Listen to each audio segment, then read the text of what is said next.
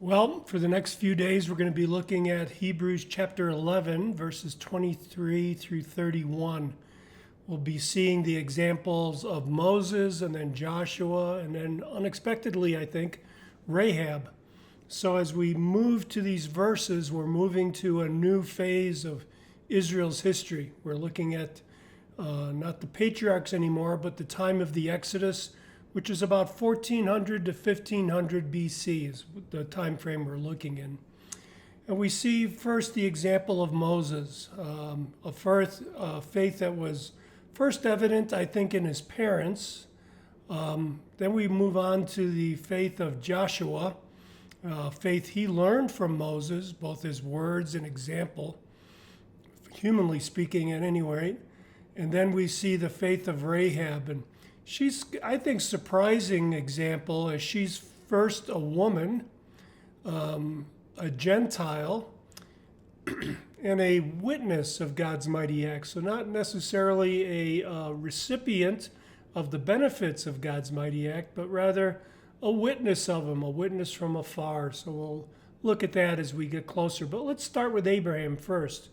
And I think we can learn three things about faith from Abraham.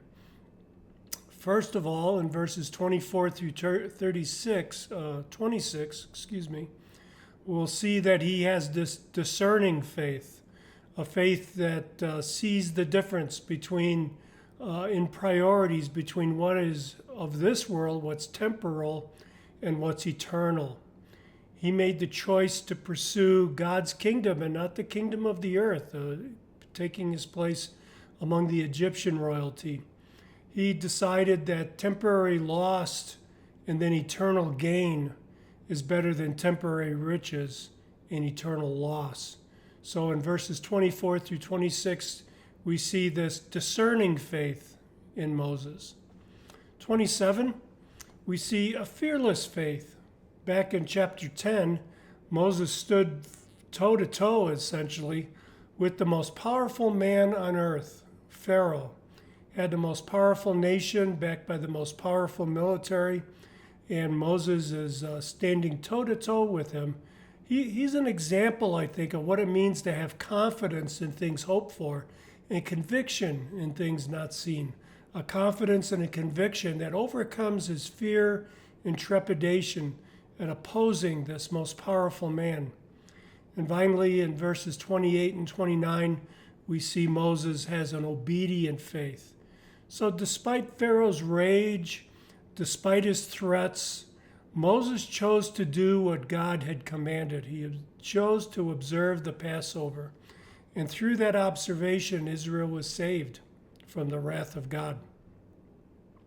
So when we think about the original readers, and I hope you often think about them, what would they have thought? The original readers would have, I think, seen the parallels between Moses and themselves right away. Like Moses, they had a choice to make. Their choice was a little different. It was Jesus or the priests in Jerusalem. Who are they going to obey? They had consequences to the decision that they made. Are they going to have a comfortable life among the Jewish population? Or are they going to have the loss of their privileges, their property, and possibly even their lives? Are they going to take the consequences? And finally, they had a command to obey. Were they going to rely on Jesus alone, or were they going to compromise in some way? I think we have the same choices to make. We have maybe not as dramatic as Moses or dramatic as the readers of the Hebrews, but choices nevertheless, choices to endure the consequences and to obey.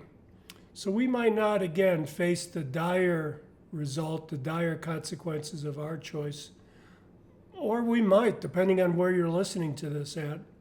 But either way, we've been taught in this book and the rest of the New Testament to seek first his kingdom. So let's do that. Let's do what Moses did. Let's seek the kingdom of God before we seek the kingdom of man. And let's live obediently in conviction and confidence that God is bringing his kingdom to the earth. He is going to do it, And we need to be faithful to what God has said. God bless you, brothers and sisters. Hope this is useful and encouraging for you. God bless you.